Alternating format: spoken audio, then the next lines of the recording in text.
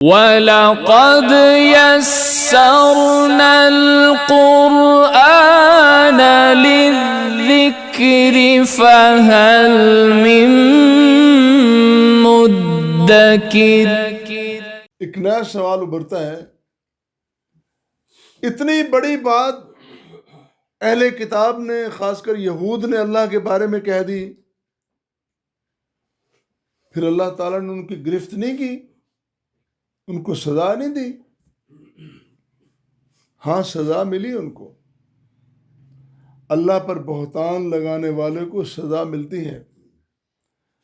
یہ قانون قدرت ہے کہ دنیا میں ان کو ڈھیل دی جاتی ہے، لیکن وہ سیاہی جو قیامت کے دن اس کا مقدر بننا ہوتی ہے، اس کا آغاز یہیں سے ہو جاتا ہے۔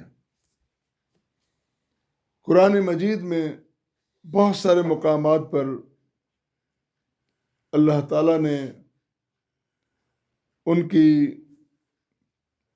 کج فہمی، بد فطرتی، ان کی الزام تراشی، سرکشی، اور پھر انبیاء کے ساتھ دشمنی اور انبیاء کے قتل کے درپے ہونا، یہ سب بیان کیا ہے۔ ساتھ ساتھ ان کی سزائیں بھی بیان کی ہیں۔ ان کو یہ سزا ملی، ان پر لعنت مسلط کر دی گئی، ان پر غربت اور مسکنت مسلط کر دی گئی، ان کے ذہن کو ہی اللہ نے غریب بنا دیا۔ یہ ساری چیزیں اکثر بیان ہوئی ہیں، لیکن اسی آیت مبارکہ میں جہاں ان کا الزام ہے، ساتھ ان کی سزاؤں کا بھی ذکر ہے۔ وہ کیسے؟ اولاً یہ بات، وقالت الیہود ید اللہ مغلولہ، یہود نے کہا کہ اللہ کا ہاتھ بندھا ہوا ہے، یہ ان کا الزام ہے۔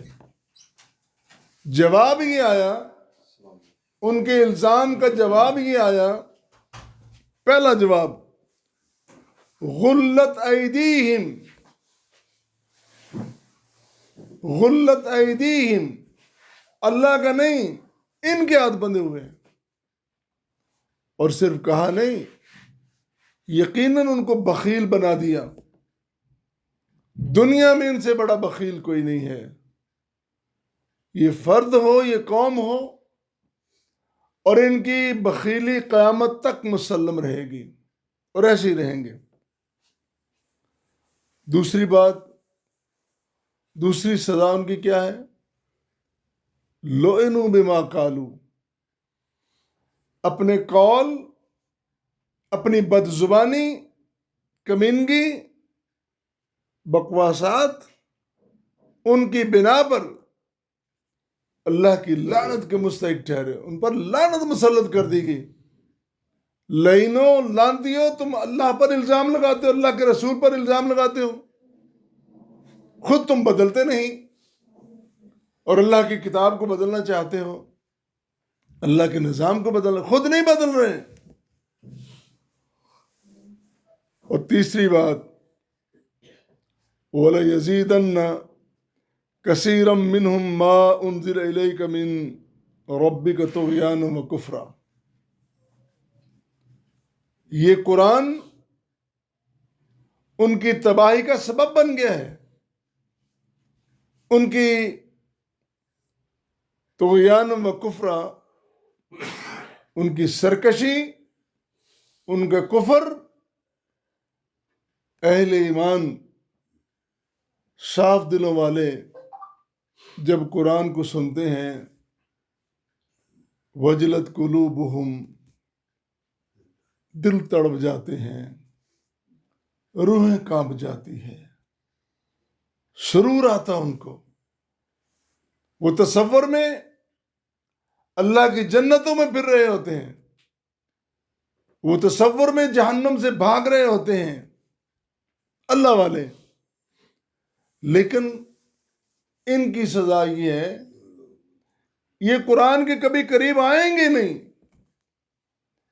یہ کبھی اہل اللہ کے قریب نہیں آئیں گے، یہ کبھی دیانت، امان و صداقت کو اختیار ہی نہیں کریں گے۔ اور پھر یہ چوتھی بات اسی آیت مبارکہ میں وَأَلْقَيْنَا بَيْنَهُمُ الْعَدَاوَةَ وَالْبَغْضَاءَ إِلَى يَوْمِ الْقِيَامَةِ، ہم نے قیامت تک ان کو آپس میں دشمن بنا دیا ہے۔ یہ دوسری قوموں کے کیا ہونا ہے ہمدرد، یہ تو آپس میں سگے نہیں ہیں، یہ تو آپس میں ایک دوسرے کے خلاف ہے۔ اور اگر قرآن نے کہا تو یقیناً یہ بات سچ ہے۔ جتنے مرضی آپ دلائل لے کے آ جائیں، ہم ان سب دلائل کو ٹھوکر پہ رکھتے ہیں، ہم قرآن کو سچا مانتے ہیں، اور یقیناً کامیابی کا راستہ بتانے والا قرآن ہے۔ اور پھر ان کا اگلا مقدر پانچویں بات ان کے بارے میں یہ فرمائی کلما اوقدوا نارا للحرب اطفاها اللہ، یہ سازشی، یہ باغی، یہ سرکش، یہ مستقل دشمن کہیں نہ کہیں لڑائی کی آگ جلانے کی کوشش کرتے ہیں، اللہ تعالیٰ اس کو بجھا دیتے ہیں۔ یہ فسادی لوگ ہیں، یہ امن پسند نہیں ہے،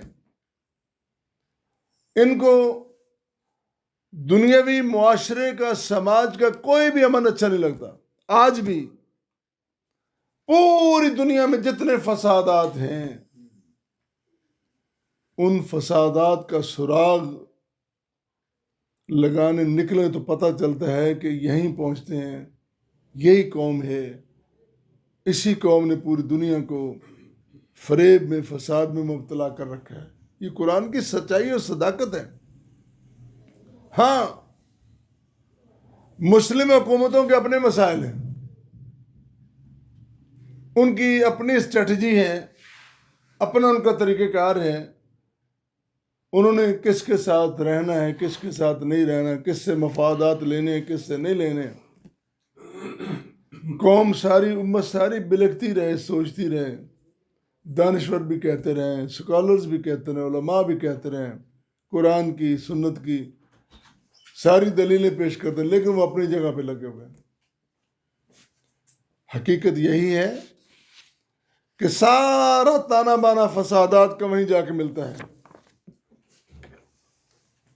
اور چھٹی بات قرآن نے ان کے متعلق کہی، اللہ پر الزام لگانے والوں پر وَيَسْعَوْنَ فِي الْأَرْضِ فَسَادًا، ہر وقت کوشش کرتے ہیں۔ یسعون کا معنی صرف کوشش کرنا بلکہ دوڑنا، اس کے بارے میں دوڑ کے دوڑ لگی ہوئی ہے فساد کی۔ کمال لوگ ہو، کمال تم ترقی پسند ہو، ترقی یافتہ ہو، کمال تم امن پسند ہو، تمہیں اللہ کی مخلوق آرام اور امن سے رہتی اچھی نہیں لگتی؟ کس کام میں لگے ہوئے ہو ہر وقت؟ یسعون فی الارض فسادا، تم ساری زمین کو اور زمین پہ رہنے والوں کو فساد میں لپیٹنے کی کوشش میں رہتے ہو۔ یاد رکھو واللہ لا یحب المفسدین، اللہ تعالیٰ فسادیوں کو پسند نہیں کرتا۔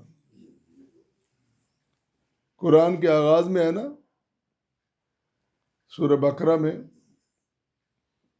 جب انہیں کہا جاتا ہے کہ لا تفسدوا فی الارض، زمین میں فساد نہ پھیلاؤ، تو کہتے ہیں نحن مصلحون، ہم ہیں اصلاح کرنے والے، ہم نے جو اتنا بڑا اسلحہ بنایا سارا اصلاح کے لیے، اتنی ساری ٹیکنالوجی انسانوں کو مارنے کے لیے جتنے ہم نے ہتھیار اوزار بنائے سارے اصلاح کے لیے ہیں، امن کے لیے ہیں۔ دلیلیں پیش کرتے ہیں، الا انہم المفسدون، خبردار مستقل فسادی یہی ہیں، یہ منافق لوگ ہیں، یہ کہتے کچھ ہیں کرتے کچھ ہیں، نظر کچھ آتے ہیں۔ یہ جو کواکب ہے نا، نظر کچھ اور آتے ہیں، اندر سے کچھ اور ہے۔